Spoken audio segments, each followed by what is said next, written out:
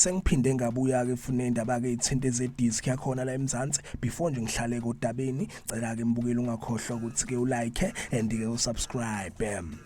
Namhlanje ke mbukeli ngiphethe ke indaba ke ithinta ezama transfer indaba ke nje isematheni ezitrendayo uyazi ke mina ngihlezi ngikhona for wena hlala nami ngikuzele nazo.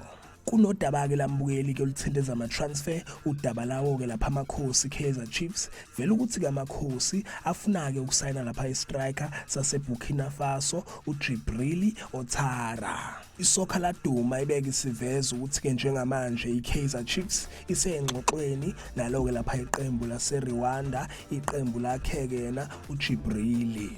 Bathi ke njengamanje ingxoxo ke isaqhubeka and iKaizer Chiefs izimisele ngokuthi ke isayine ke le striker salapha eBurkina Faso edlala lapha eRwanda.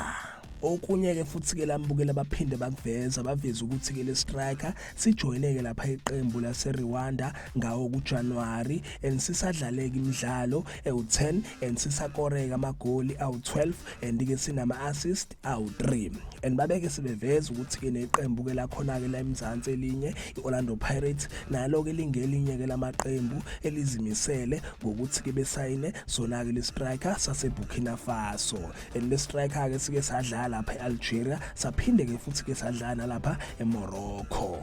Zinjalo ke mbukeli izo ke lezi ke indaba ke isematheni indaba ke nje itrendayo eyithinta ke striker salapha eBurkina Faso yena kuDjibril.